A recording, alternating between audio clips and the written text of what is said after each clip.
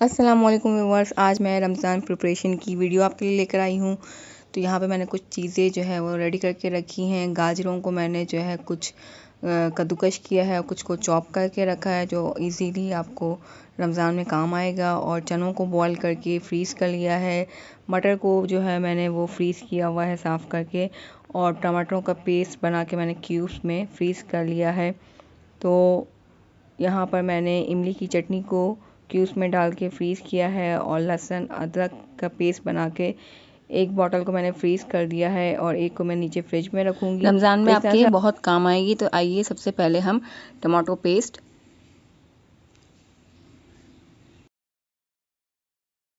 आते हैं। तो तकरीबन 2.5 किलो मैंने टमाटरों को अच्छी तरह से वॉश करके एक बड़ी कढ़ाई में मैं जो है इसे डाल रही हूँ। और इसे सिंपली आपने स्टोव पे रख के जो है इसे मीडियम टू हाई फ्लेम पर आपने इसे बॉईल कर लेना है ताकि टमाटर सॉफ्ट हो जाएं। ये देखें टमाटर गल चुके हैं और बस अब आपने इसको जो है वो ग्राइंड कर लेना है। और अगर ग्राइंड करने के बाद आप लोग चाहें तो इसको जो है वो आप डायरेक्टली इसको क्यूब्स में डाल सकते हैं या फिर इसे स्ट्रेन कर लें तो इसके छिलके और बीज वगैरह भी निकल जाएंगे। तो मैं यहाँ पर इसे स्ट्रेन कर रही हूँ। तो इस तरह अगर आप टमाटर का पेस्ट बना के रख लेंगे तो रमज़ान में आपके बहुत काम आएगा और इजीली आप सालन वगैरह में इसे यूज़ कर सकते हैं। तो बस ये देखें मैंने इसे छान लिया है और इसे आइस क्यूब ट्रे में जो है वो भर रही हूँ। तो बाकी का जो पेस्ट बच जाएगा उसे आप वो छोटी छोटी शॉपर्स में जो है वो आप डाल के उसे भी आप फ्रीज़ कर सकते हैं।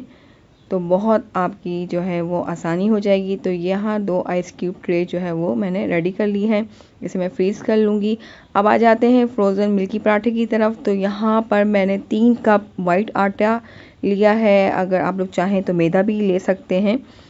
तो इसमें हमने क्या ऐड करना है, इसमें हमने सॉल्ट ऐड करना है 1 टीस्पून और 1 टेबल स्पून शुगर और साथ ही 2 टेबल स्पून आपने इसमें मिल्क पाउडर के ऐड करने हैं। ये मिल्की स्वीट पराठे की रेसिपी है तो इसमें शुगर और जो है मिल्क दोनों मैं ऐड कर रही हूँ। यहाँ पर मैंने ऑयल ऐड किया है 2 टेबल स्पून भर के और इसे अच्छी तरह से आपने मिक्स कर लेना है। इसमें तकरीबन आपको 1 कप मिल्क चाहिए होगा इसे गूंदने के लिए। इसे हम मिल्क से गूंदेंगे, पानी से नहीं, क्योंकि ये मिल्की पराठे हैं।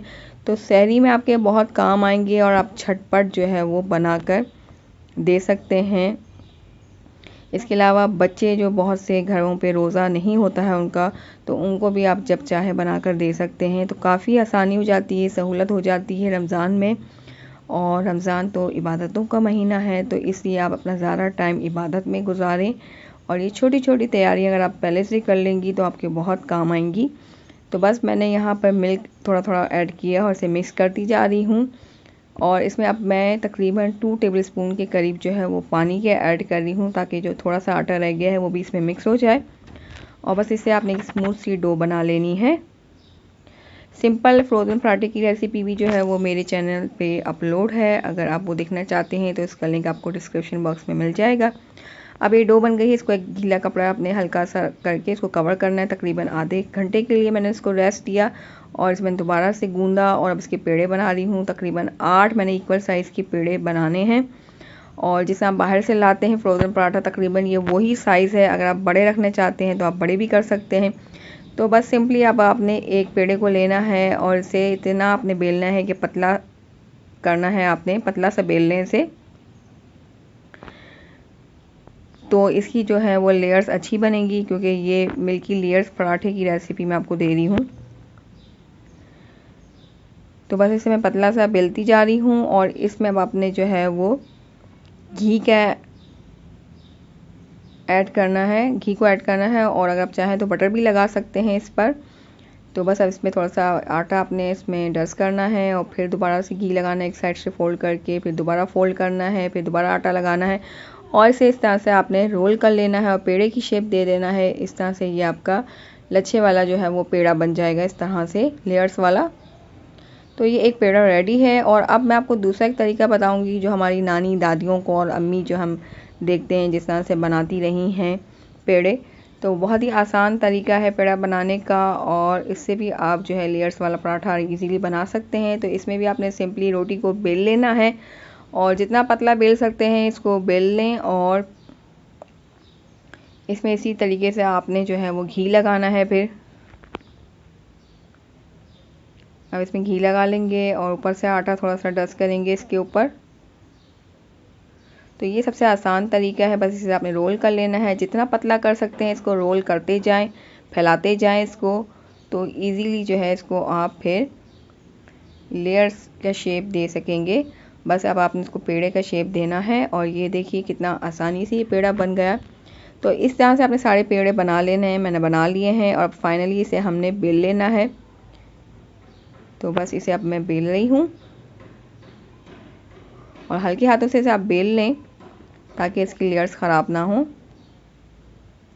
और एक पैन को जो है वो मैंने मीडियम टू लो फ्लेम पर गर्म करने के लिए रख दिया है और बस इसे आपने दोनों साइड से चंद सेकंड के लिए आपने इसे सेक लेना है।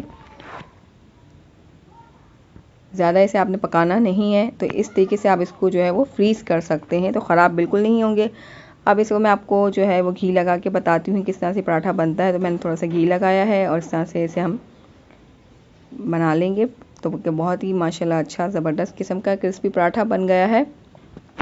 तमाम पराठे मैंने बना लिए हैं। इसे आप कम्प्लीटली ठंडा करके आपने इसे ज़िप-लॉक बैग में रखना है और बस इसे आप फ्रीज़ कर लें तकरीबन 1 महीने के लिए। अब आ जाते हैं दही बड़े मसाले की तरफ। तो ये रमज़ान में बहुत काम आता है और दही बड़ों के साथ चना चाट वगैरह में भी आप ऐड कर सकते हैं। तो हाफ कप मैंने सफ़ेद ज़ीरा, धनिया साबित और गोल वाली लाल मिर्च ऐड की हैं और 3 से 4 लौंग और हाफ़ टी स्पून काली मिर्च के दाने। इनको ड्राई रोस्ट करना है, बिल्कुल मीडियम टू लो फ्लेम पर। इसे आपने जलाना नहीं है वरना सारा मसाला ख़राब हो जाएगा। तो इसे ड्राई रोस्ट कर लें और बस फिर इसे आपने जो है वो फ्लेम को ऑफ़ करके इसे कम्प्लीटली आपने ठंडा कर लेना है। इसके बाद हम जो है इसे ग्राइंड करेंगे। इसे मैं ठंडा कर रही हूँ और अब एक आपने मिक्सर बाउल ले लेना है और इसमें जो है इसको ऐड करना है। साथ ही इसमें आपने हाफ़ टी स्पून जो है आपने अजवाइन के ऐड करने हैं। ज़्यादा अजवाइन ऐड नहीं करनी वरना कड़वा हो जाएगा मसाला। उसे ग्राइंड कर लें और अब इसमें हम ऐड करेंगे खटाई पाउडर जो है 1 टीस्पून, काला नमक 1 टीस्पून, सफ़ेद नमक जो आपने ऐड करना है अपने टेस्ट के अकॉर्डिंग हाफ़ टी स्पून और टाटरी आपने ऐड करनी है हाफ़ टी स्पून और इसे अच्छी तरह से आपने मिक्स कर लेना है। तो ये दही बड़ा मसाला आपका बिल्कुल तैयार है। इसे आप दही बड़ों के साथ, चना चाट के साथ खा सकते हैं। घर में अपने बहुत ही साफ़ सुथरे तरीके से आप काफ़ी क्वांटिटी में जो है वो बना सकते हैं। और पापड़ी की रेसिपी जो है मेरे वो चैनल पे मौजूद है, तो वो भी आप देख सकते हैं। वो भी पहले से बना के आप रख सकते हैं, तो वो रमज़ान में आपके काम आएंगी। अब इसे हम एक एयर टाइट कंटेनर में जो है वो सेव कर सकते हैं। तो ये मसाला बिल्कुल ख़राब नहीं होगा आपका। आप 1 महीने तक इसको आराम से जो है वो यूज़ कर सकते हैं।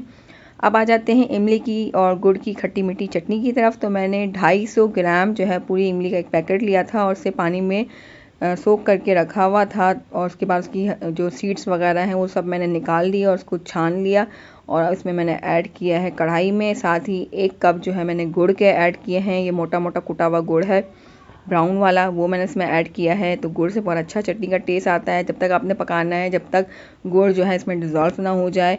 तो मीडियम फ्लेम पे आपने इसे कुक करना है। और अब इसमें हम जो है कुछ स्पाइसेस ऐड करेंगे। तो हाफ़ टी स्पून मैंने रेड चिली फ्लेक्स इसमें ऐड की है और साथ ही यहाँ पर ऐड कर रहे हैं हाफ़ टी स्पून लाल मिर्च पाउडर। आपने टेस्ट के अकॉर्डिंग जो है वो मसाले ऐड कर सकते हैं। और इसमें जो है अब हम ऐड करेंगे सफ़ेद ज़ीरा कुटा हुआ भुना हुआ जो है हाफ़ टी स्पून और अदरक पाउडर, जिंजर पाउडर जिसे सूंठ पाउडर भी कहते हैं, वो ऐड करना है इसमें आपने हाफ़ टी स्पून।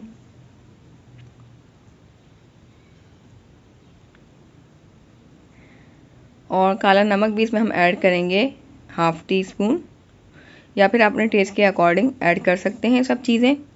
तो बस इसे आपने मीडियम फ्लेम पर जो है वो कुक करना है जब तक हमारी जो चटनी है वो गाढ़ी ना हो जाए। और यहाँ पर हम इसमें ऐड करेंगे सॉल्ट।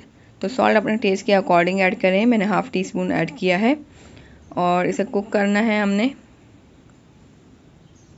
साथ ही मैं यहाँ पर 2 टेबल स्पून शुगर के भी ऐड कर रही हूँ। अगर थोड़ा सा आपको मीठा पसंद है तो आप ऐड कर सकते हैं।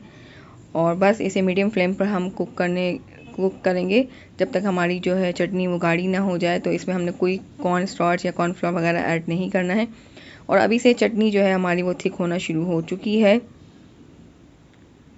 तो बहुत ही ज़बरदस्त मज़े की खट्टी मीठी इमली की चटनी बनती है, जो आप आराम से बनाकर 1 महीना जो है वो इजीली फ्रिज में आप इसको स्टोर कर सकते हैं। और लास्ट में मैं आपको बताऊंगी कि इसमें क्या चीज़ ऐड करनी है जिससे आपकी चटनी जो है बिल्कुल भी ख़राब नहीं होगी। आप नीचे फ्रिज में भी रख के इसको स्टोर कर सकते हैं।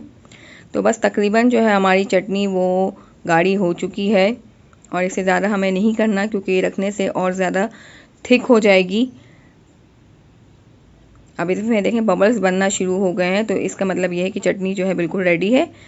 ये देख सकते हैं आप। तो बस मैं यहाँ पर फ्लेम को ऑफ कर रही हूँ और इसे आपने ठंडा करना है कंप्लीटली। इसको आपने ठंडा करना है, उसके बाद एयर टाइट कंटेनर में से हम डालेंगे। तो मैंने यहाँ पर 1 टेबल स्पून में वाइट विनेगर के ऐड कर दिए हैं, तो इससे चटनी बिल्कुल भी जो है आपकी ख़राब नहीं होगी। और इसे एक जार में हम डालेंगे। इसमें आपने गीला चमचा बिल्कुल भी नहीं डालना है और गीला जार नहीं लेना जिसमें आपने इसको स्टोर करना है। पहले इसको बिल्कुल ड्राई करके फिर आप इसे इसमें चटनी डालें, तो चटनी आपकी कभी भी ख़राब नहीं होगी। और इसे ईज़िली आप जो है नीचे फ्रिज में 1 महीने के लिए स्टोर कर सकते हैं। तो मैंने इस तरह से ये एक जार भर लिया है और बाकी की चटनी मैं जो है वो आइस क्यूब ट्रे में डाल दूँगी, क्योंकि मेरा इतना ज़्यादा इसका यूज़ नहीं है, इतने ज़्यादा फैमिली में अफराद नहीं है। तो मैं जो है इसे बाकी फ्रीज़ कर लूँगी आइस क्यूब ट्रे में डालकर। तो 1 पाव इमली से जो है आप बहुत ज़्यादा चटनी बना सकते हैं घर में, और ये रमज़ान में जो है आपके बहुत काम आएगी। दही बड़े चाट, चना चाट सब में आप यूज़ कर सकते हैं। इसके अलावा अब मैं यहाँ पर बना रही हूँ पकौड़ा मिक्स, जो रमज़ान में हर घर में तकरीबन बनते हैं और आपको चाहिए होते हैं। और अफ्तारी के टाइम इतना टाइम नहीं होता है, तो आप पहले से अगर इसमें तमाम मसाले वगैरह ऐड करके रख दें तो आप पकौड़े ईज़िली बना सकते हैं। चाहे आपको आलू के पकौड़े बनाने हैं, मिर्चों के और बैंगन, कोई भी सब्ज़ी वेजिटेबल आप ऐड करना चाहते हैं तो ईज़िली आप ये पकौड़ा बना सकते हैं। तो मैंने यहाँ पर तकरीबन 2 कप के करीब जो है वो बेसन के लिए हैं।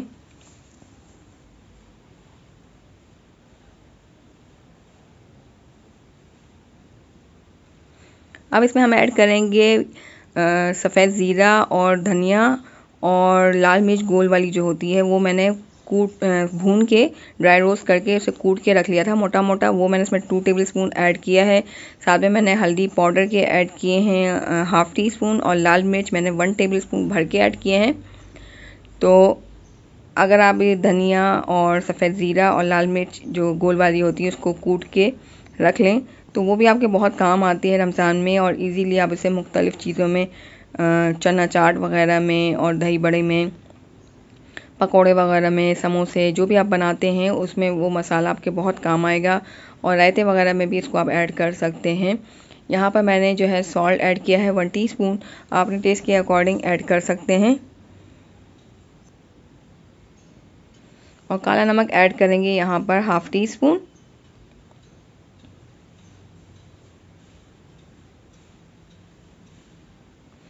और खटाई पाउडर ऐड करेंगे 1 टीस्पून। सोडा मैंने ऐड किया है ½ टीस्पून। बस इसे आपने अच्छी तरह से मिक्स कर लेना है। तो ये पकौड़ा मिक्स आपका बिल्कुल रेडी है। और जब आपको पकौड़े बनाने हो उसमें आपने प्याज, हरी मिर्ची, धनिया, पुदीना डाल के इसे आप बना लें झटपट। तो मैंने यहाँ पर एयर टाइट कंटेनर लिया है और इसमें एक प्लास्टिक शॉपर हम रखेंगे। तो इससे ये है कि आप फ्रिज में जब रखेंगे तो इससे पानी बिल्कुल भी नहीं लगेगा और ये पकौड़ा मिक्स आपका बिल्कुल सेफ रहेगा। इसे आप इजीली 1 महीने तक यूज़ कर सकते हैं और इसे आप नीचे फ्रिज में रखें। और यहाँ पर मैंने चनों को जो है वो बॉईल करके पहले से रखा हुआ है। तो इस तरह से आपने जो है वो चने आपके बहुत काम आते हैं रमज़ान में चना चाट वगैरह बनाने के लिए। और जल्दी होती है, इतना टाइम नहीं होता है, तो आप इजीली बॉईल करके फ्रीज़ कर सकते हैं। तो अब हम आ जाते हैं जिंजर गार्लिक पेस्ट की तरफ। ये भी बहुत आपके ज़रूरत की चीज़ है। रमज़ान में आपको बहुत ज़रूरत होती है, हर वक्त आपको खाने वगैरह में इस्तेमाल करना होता है। तो मैंने यहाँ पर जिंजर गार्लिक को जो है वो वॉश करके इसे मैंने एक चॉपर में डाला है और इसमें हम सॉल्ट और ऑयल डाल के जो है इसे हम चॉप कर लेंगे। अगर आप चाहें तो ब्लेंडर जार में डाल के जो है इसका आप पेस्ट भी बना सकते हैं। तो बस इसे भी आप पहले से ही बना के रख लें तो रमज़ान में जो है आपके काम आएगा और इजीली आप खाना वगैरह बना सकते हैं, तो आपको मुश्किल नहीं होगी। तो अगर आप भी इन छोटी छोटी टिप्स पे अमल करेंगे तो आपका रमज़ान भी जो है बहुत आसानी के साथ गुजरेगा और अपना ज़्यादा से ज़्यादा टाइम जो है वो इबादत में गुजार सकते हैं, क्योंकि ये तो महीना ही इबादतों का है। तो इसलिए आप भी अपना टाइम इबादत में गुजारें। तो ये देखें, बस इसे मैंने चॉप कर लिया है और इसे मैं एयरटाइट जार में डाल दूंगी। अगर आप चाहें तो इसे जो है वो आइस क्यूब ट्रे में भी डाल सकते हैं। तो ये थी मेरी रमज़ान की प्रिपरेशन। और यहाँ पर मैंने जो है वो गाजरों को भी सेव किया हुआ है। कुछ गाजरों को मैंने कद्दूकस किया हुआ है और कुछ को मैंने छोटा चॉप किया हुआ है। ये चने जो है मैंने बॉईल किए थे, इनको मैंने फ्रीज़ कर लिया है, सेव कर लिया है इसे भी फ्रीज़र में। और मटर की भी हमें ज़रूरत होती है, तो इसे भी मैंने जो है वो फ्रीज़ किया हुआ है। ये टमाटर पेस्ट जो हमने बनाए थे, इसके आइस क्यूब्स बना लिए हैं, तो इसको भी क्यूब्स में बना लिया है। और इमली की चटनी को भी हमने क्यूब्स में डाला था। ये जिंजर गार्लिक पेस्ट है, एक बॉटल को मैंने फ्रीज़ कर दिया है और एक को मैंने नीचे फ्रिज में रखा है। ये इमली की चटनी है जो नीचे फ्रिज में रखी है, जो ख़राब नहीं होगी। और इसी तरह पराठे वगैरह भी मैंने आपको सब बताया है कि आप आराम से फ्रीज़ कर सकते हैं। तो ये थी मेरी आज की प्रिपरेशन, जो मैंने रमज़ान से पहले थोड़ी सी कोशिश की है, और आप लोग भी ज़रूर बना के रख लें, तो आपका रमज़ान भी बहुत आसानी से गुजरेगा। तो आई होप मेरी ये वीडियो, ये कोशिश आप लोगों को पसंद आई होगी। अगर पसंद आए तो प्लीज़ लाइक ज़रूर करें और कमेंट ज़रूर करें। और साथ ही आप लोग जो है मेरी रमज़ान से रिलेटेड जो न्यू वीडियोस हैं, उसके लिए भी आप लोग मेरे चैनल को ज़रूर सब्सक्राइब करें। तो मैं नई वीडियो ज़रूर रमज़ान में लेकर आने वाली हूँ। और साथ में दिए हुए बेल आइकन को ज़रूर प्रेस करें, तो इससे मेरी लेटेस्ट वीडियो की नोटिफिकेशन सबसे पहले आप लोगों तक पहुंचा करेगी। तो आप लोग मुझे फेसबुक और इंस्टाग्राम में भी फॉलो कर सकते हैं। तो फिर मिलूंगी रेसिपी के साथ, तब तक के लिए आप सबसे इजाज़त चाहती हूँ। दुआओं में ज़रूर याद रखिएगा और एडवांस में सबको रमज़ान मुबारक। तो अल्लाह हाफ़िज़।